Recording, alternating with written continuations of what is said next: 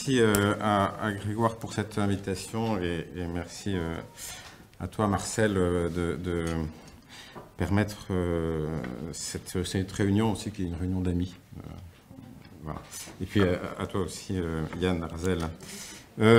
Alors donc on avait un sujet libre, ce qui est plutôt assez encombrant parfois, mais bon, voilà. Donc je me suis demandé comment on écrirait un jour l'histoire du vendredi 14 avril 2023. Vous savez, ce jour très étrange où le droit constitutionnel a fait la une de tous les journaux, une décision du Conseil constitutionnel.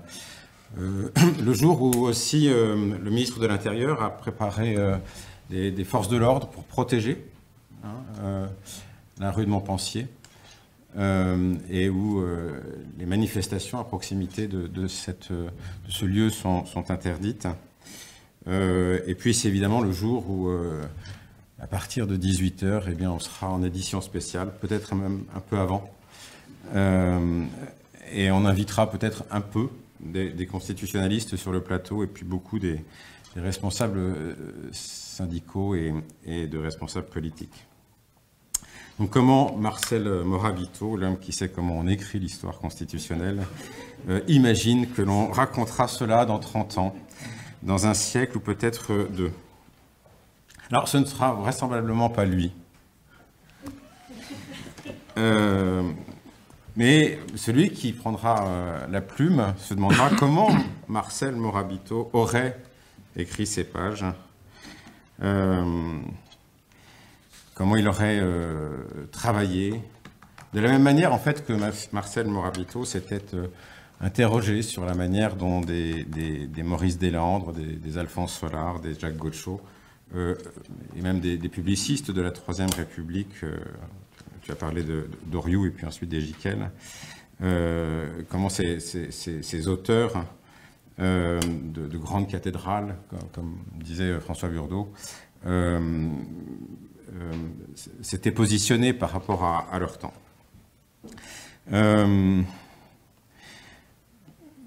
Comment l'historien du droit de dans 30 ans ou de dans 100 ans se positionnera pour faire le départ entre les commentaires politiques ou les commentaires juridiques sur cette décision du 14 avril?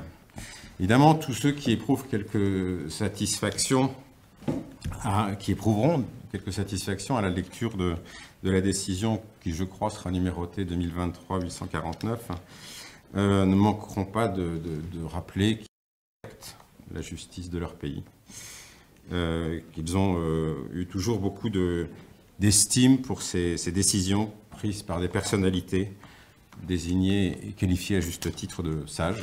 Voilà. Et puis les mécontents dénonceront des anciennes personnalités politiques. Mon ami Gourier parlait des copains à recaser, en tout cas d'orientation partisane, qui ne manquent pas de rendre l'appareil à ceux qui les ont nommés. Vous savez, c'est ce truc, cette formule magnifique et dérisoire de Badinter, évoquant à propos de la nomination des membres du Conseil constitutionnel, ce parfait oxymore qui est le devoir d'ingratitude. Et oui, mettre ensemble une vertu et un vice. Pour en faire une vertu, étonnamment. Voilà, et ils verront évidemment que cette décision, en tout cas si elle est conforme à ce qu'on peut prévoir, manque d'audace, qu'elle est une application timide, frileuse, purement technique d'une constitution qui pourtant est une norme qui appartient à tous en démocratie. Et puis ensuite viendront les commentaires autorisés de constitutionnalistes, donc dans un premier temps en format court et didactique sur les plateaux de télévision, et puis ensuite dans un format plus développé et étayé sur des blogs, et puis également dans des revues savantes. Et les constitutionnalistes, eux, feindront de cacher leurs opinions partisanes, mais on verra, vraisemblablement sans surprise, que ceux qui sont proches de la majorité défendent une lecture purement juridique de la Constitution, notamment à propos du principe de sincérité de la délibération législative. Et puis on verra les autres regretter que les sages aient manqué une si belle occasion de se distinguer en affirmant une nouvelle conception de l'état de droit, une approche plus constructive de la jurisprudence du Conseil constitutionnel. Alors, de tout cela, que retiendra l'historien du droit constitutionnel dans 30 ans, dans un siècle, voire dans 2? En fait, qu'est-ce qu'il regardera comme important pour éclairer cette année 2023, cette année 2023 historique entre toutes, celle qui a vu un gouvernement minoritaire sortir des urnes, ce gouvernement minoritaire qui a mis fin, en tout cas qui a atténué la dimension monarchique de la Ve République. Est-ce qu'il jugera important en 2023 ce qui est encore important en 2050, en 2100 ou en 2200? Et si le Conseil constitutionnel, souhaitons-lui longue vie, devient l'objet de toutes les attentions doctrinales, sans doute l'historien aura à cœur d'étudier attentivement d'étudier attentivement cette décision 2023-849. Mais il est possible aussi que cette décision se voit jetée dans le même oubli que les remontrances des parlements du XVIIIe siècle dans l'historiographie constitutionnelle jusqu'à la fin des années 90, on considérait qu'avant le droit constitutionnel de la Révolution, il n'y avait pas de droit constitutionnel. Et évidemment, on s'est posé la question, derrière tout ça, est-ce que c'est considéré qu'écrire l'histoire constitutionnelle consiste moins à écrire l'histoire du passé au présent qu'à parler du présent au passé? Cela reviendrait à faire basculer, horresco referens, l'histoire constitutionnelle dans le domaine de la mémoire constitutionnelle. Distinction qu'on peut proposer de l'histoire et de la mémoire. L'histoire consiste effectivement à parler au présent du passé, quand la mémoire consiste à parler... Non, c'est le contraire. La mémoire consiste à parler du présent au passé, alors que l'histoire consiste à parler du passé au présent. Pour le dire autrement, le livre de Marcel Morabito était conçu de la même manière s'il n'avait pas été écrit à la fin des années 80, pour paraître en 1991.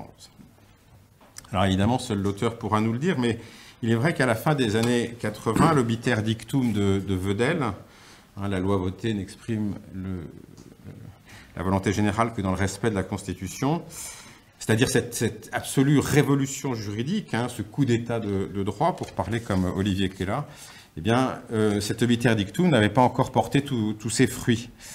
Des fruits qui ont mûri pour donner la QPC en 2008 et puis avec son entrée en vigueur en 2010, et qui accroît la possibilité d'une lecture normative de la Constitution, si chère à l'école d'Aix-en-Provence, représentée ici d'ailleurs par Ariane. Sur un autre point, il me semble que le livre de Marcel Morabito est aussi un livre de son temps, 1991, c'est-à-dire qu'il est marqué par effectivement la Ve République dans sa version gaulliste, mais aussi pompidolienne, giscardienne ou mitterrandienne, à savoir la question de la prééminence du président de la République. L'historiographie constitutionnelle républicaine regardait avec un souverain mépris les régimes qui relevaient du césarisme ou de la démocratie autoritaire. Et effectivement, sans doute, les belles pages relatives au Premier et surtout au Second Empire auraient été jugées peu ou pas pertinentes par des gens qui considéraient, dans le sillage de l'après-Sedan, que rien de véritablement constitutionnel aurait pu se passer entre 1852 et 1870, ou en tout cas 1860. Et cette question du césarisme ou de la démocratie autoritaire et plébiscitaire, si familière aux esprits depuis 1962, a été comme réintégrée à la hauteur d'un sujet d'intérêt constitutionnel. On pouvait alors se poser la question d'un chef de l'État qui serait aussi chef de gouvernement d'un régime à la fois puissant et fragile, car dépendant à tout instant de l'approbation démocratique, de la popularité de l'exécutif, dirait-on aujourd'hui, d'une sorte d'immédiateté, au sens temporel, un temps très court, mais aussi au sens mécanique, sans médiation, sans courroie de transmission, une sorte d'immédiateté de la relation démocratique. De Gaulle l'avait voulu entre 60 et 62, et il avait assumé de la perdre en 69. On pouvait même s'interroger, comme le fait Marcel Morabito, sur ce qu'il y a de démocratique ou de constitutionnel à violer outrageusement la Constitution. Après tout, de manière moins spectaculaire que Louis-Napoléon Bonaparte en 1851, De Gaulle était sorti de la légalité pour rentrer dans le droit en 62. Et ce ne furent pas 7 millions de suffrages qui lui donnèrent l'absolution, mais 13 millions. Il est vrai aussi que face à ces 13 millions, il y avait 8 millions de scrutins hostiles en 62 contre 647 000 en 1851. Le fait de considérer les deux empires, les coups d'État, les plébiscites réalisés dans des conditions évidemment très, très discutables sur le plan de la sincérité du scrutin, comme des objets constitutionnels pertinents, est sans doute moins dû à la pente bonapartiste de l'auteur qu'à une approche 5e République du droit constitutionnel, 5e République dans sa version gaulliste s'entend. Alors, écrirait-on aujourd'hui avec le même souci scientifique et avec le même nombre de pages un manuel d'histoire constitutionnelle avec les mêmes sources, avec simplement une bibliographie actualisée?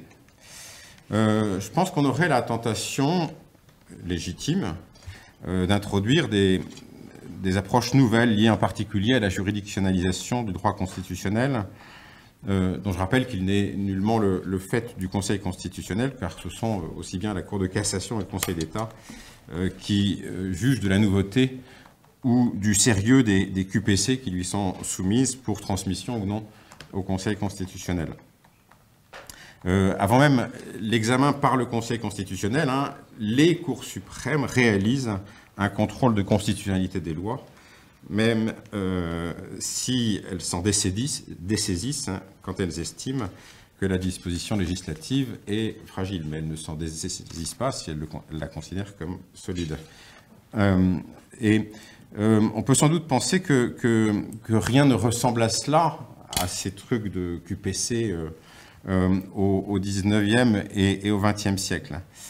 À l'évidence, rien n'est identique à cela, mais il n'est pas sûr que rien ne ressemble à cela. Je vais proposer deux illustrations de cela qui, à mon avis, sont des objets que nous considérerions aujourd'hui comme pertinents dans l'histoire du droit constitutionnel. La première illustration est un peu enfouie. C'est la jurisprudence de l'abrogation implicite de la loi développée par la Cour de cassation au XIXe siècle, où la technique de la réénonciation du sens d'une loi à la lumière de la Constitution, qui sont des manières de faire même très fréquentes au XIXe siècle. Prenons l'exemple de l'abrogation implicite. Une loi est adoptée en 1793 sur l'interdiction du port du vêtement religieux.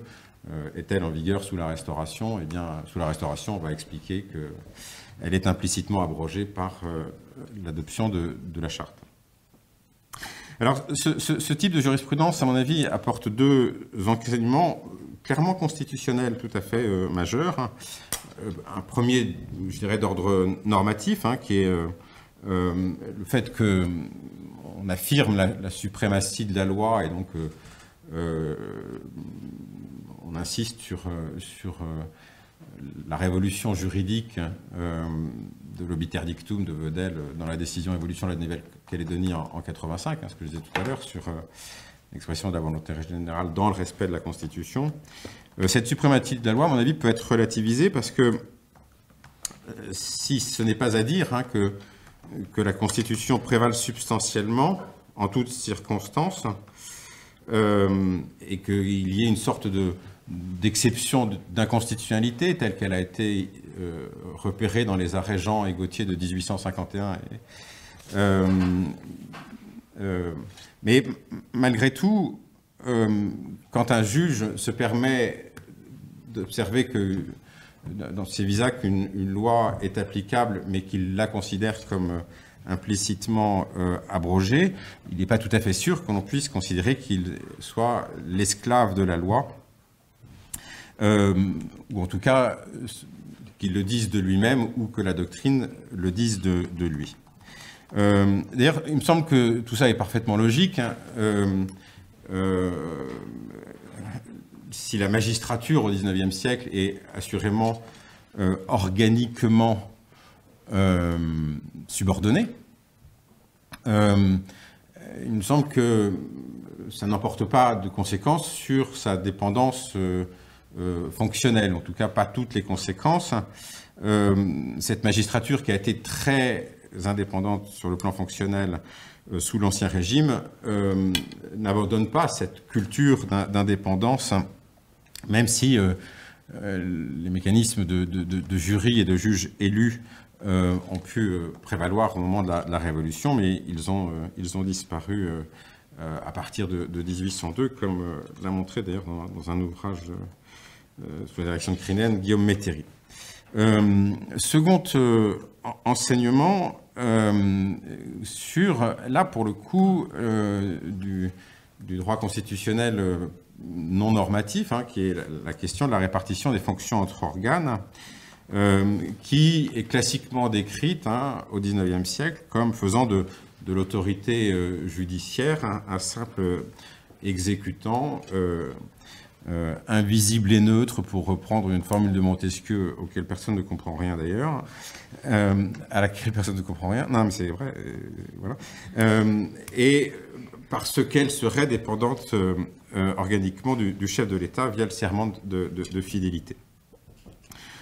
Oui, sûrement, les juges sont bien dépendants organiquement. Est-ce qu'ils le sont, ils sont dépendants fonctionnellement? Non, pas du tout. Je vous signale d'ailleurs que sur ce sujet, que je dévoile un petit peu ici, une thèse va être soutenue prochainement dans mon université. En tout cas, cette approche, vous voyez, cette question de l'abrogation implicite, me semble être une question qui ne doit pas seulement enrichir des manuels consacrés à l'histoire de la justice, Royer ou autre, mais qu'elle a toute sa place dans un ouvrage d'histoire constitutionnelle tel qu'il serait rédigé avec notre manière de penser d'aujourd'hui. Et un ouvrage dans lequel on regarderait ce mécanisme hein, comme un mécanisme qui a certainement une dimension politique, mais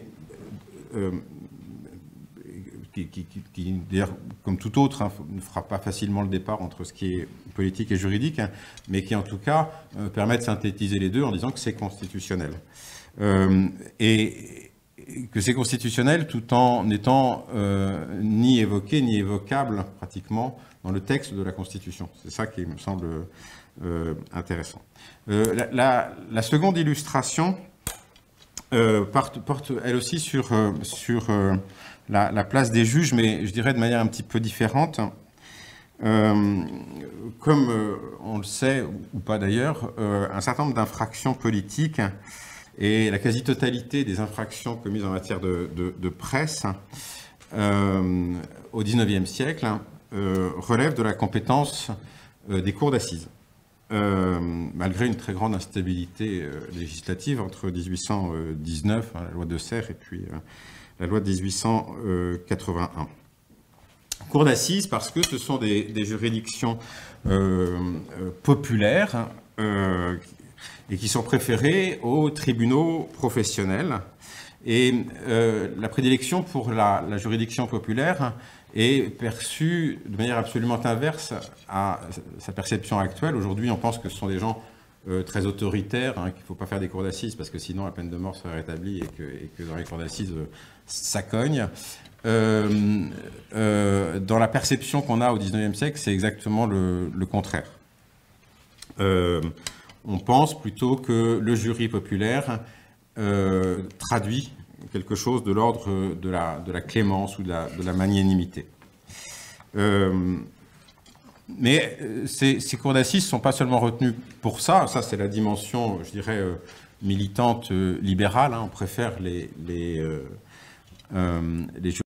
Il y a une autre raison, c'est que les infractions commises en matière de presse ont une dimension qui est strictement et structurellement éthérée, insaisissable, parce que, en fait, juger d'un délit de presse, c'est juger non pas d'un fait, mais d'une métaphore ou d'une analogie.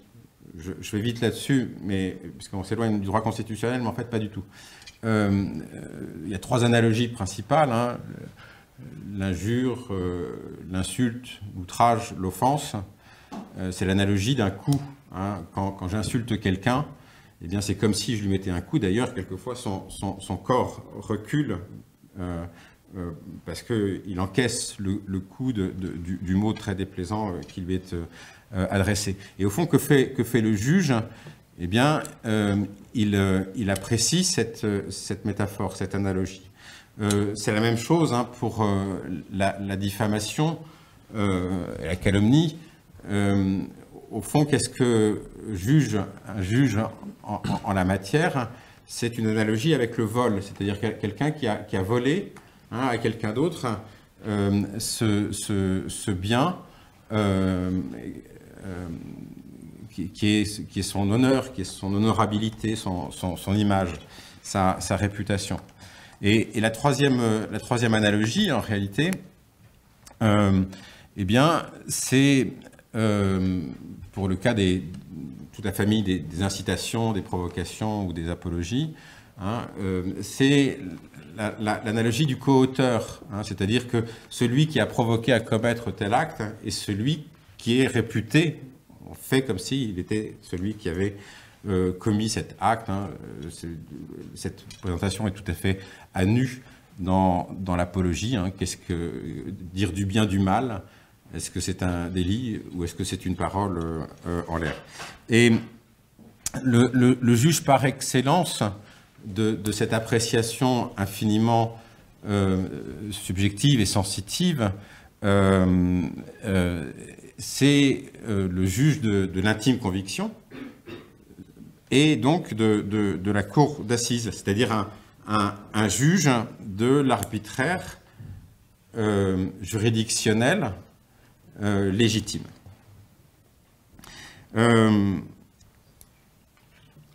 Mais certains délits étaient aussi traduits devant les cours d'assises, alors qu'ils pouvaient être très facilement prouvés sur le plan factuel. Par exemple, était de la compétence de la cour d'assises le délit d'association prévu par les articles 291 à 294 du code pénal.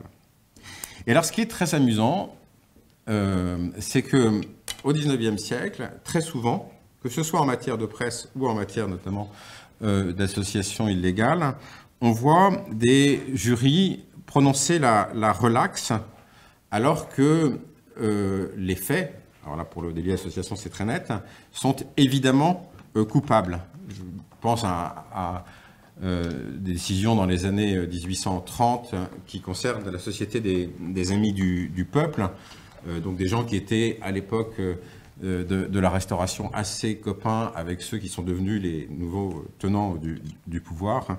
Donc dans les premières années de la Restauration, eh bien, il les laisse faire des réunions à 800, 1000 personnes sans que le préfet de police de Paris ne dise quoi que ce soit. Puis à un moment donné, ils en ont marre. Et donc en disant, ah ben voilà, vous vous êtes réunis à plus de 20. Ah ben un peu plus, oui. Voilà. Et il y a même des salles qui sont louées, etc. Enfin bref. Et donc, ces jurys relaxent de manière parfaitement arbitraire et d'une certaine manière pour braver directement et de manière totalement assumée l'autorité du législateur censitaire. C'est-à-dire que l'autorité, le jury populaire essaie de corriger les mécomptes ou les excès du législateur censitaire. Donc cette question, en fait, c'est pas simplement une facétie de nature à défrayer la chronique judiciaire. Il me semble qu'elle a un intérêt tout à fait majeur dans la manière de s'emparer d'objets que l'on qualifiera de constitutionnels, alors même que là encore, elle est complètement ignorée des textes constitutionnels. Au fond, on est dans un mécanisme qui est, à l'instar du droit de pétition, que connaissent plus ou moins tel ou tel d'entre nous, un mécanisme venant corriger l'exclusion de la participation politique d'une population donc chassée du corps électoral par le sens. Voilà, donc ces jurés qui relaxent Blanqui et ses camarades, convaincus, en tout cas accusés pour un délit d'association politique, alors que les faits ne sont... Et ce qui est très amusant, c'est que dans cette affaire, mais il y en a plein d'autres, mais dans cette affaire, Blanqui et ses amis ne contestent pas les faits en disant « oui, oui, nous nous sommes réunis, etc. Et vous le saviez très bien, etc. » Donc il y a quelque chose de parfaitement assumé. Et de manière tout aussi assumée, le jury prononce la relaxe. Mais il ne fait pas seulement ça. C'est-à-dire que le jury prononce la relaxe et puis ensuite, eh bien, déclare que sa décision vaut abrogation de l'article 291 du Code pénal. C'est-à-dire qu'ils font un contrôle de constitutionnalité de manière complètement assumée.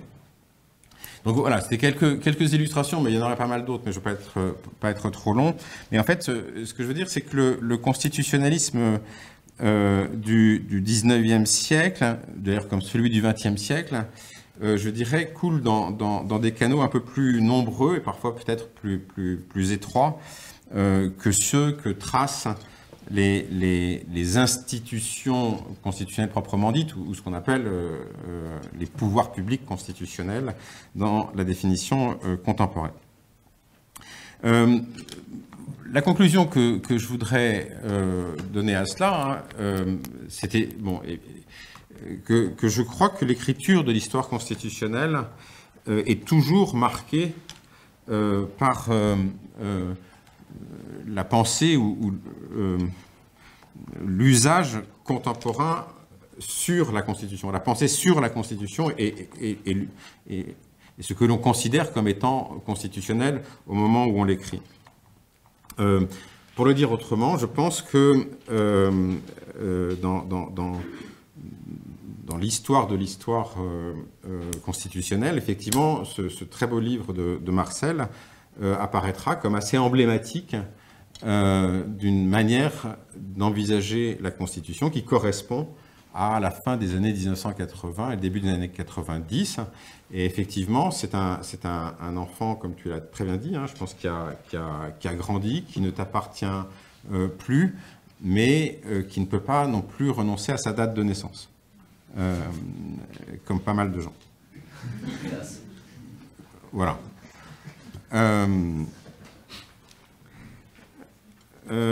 Par ailleurs, les sources du droit constitutionnel, c'est peut-être ma deuxième observation conclusive, qui est le droit mère, ou le droit des autres droits, pour parler comme un aixois pas très connu, mais qui s'appelle Louis Favoreux, que les sources du droit constitutionnel sont beaucoup plus nombreuses et beaucoup plus dispersées qu'on ne le croit. Elles sont bien sûr dans les textes, évidemment, elles sont dans les commentaires plus ou moins autorisés, elles sont dans la pratique constitutionnelle, ça va un petit peu de soi, elles sont dans les débats.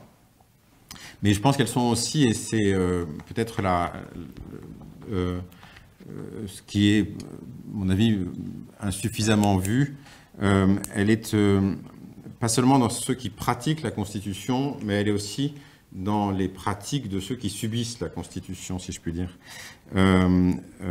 Et puisqu'ils la subissent, notamment dans des régimes autoritaires, mais pas nécessairement seulement, eh bien, ils tâchent de trouver les moyens d'en atténuer la rigueur ou les rigueurs,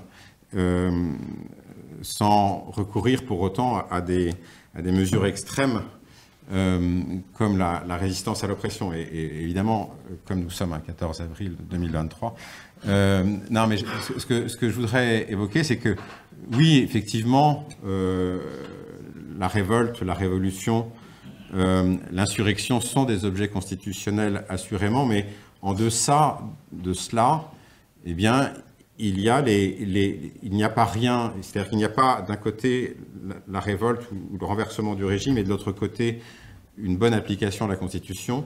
Il y a toujours cette espèce d'enrichissement, et je pense que la manière d'apprécier aujourd'hui même, donc s'il faut s'emparer ou non d'un principe de sincérité du débat législatif. Laissons la question des cavaliers qui sont une évidence, me semble-t-il. Mais voilà, la question de la sincérité du débat législatif et la question du référendum d'initiative partagée, il me semble qu'on est voilà, dans cet enrichissement du droit constitutionnel par ceux qui le subissent plus que par ceux qui le pratiquent. Voilà.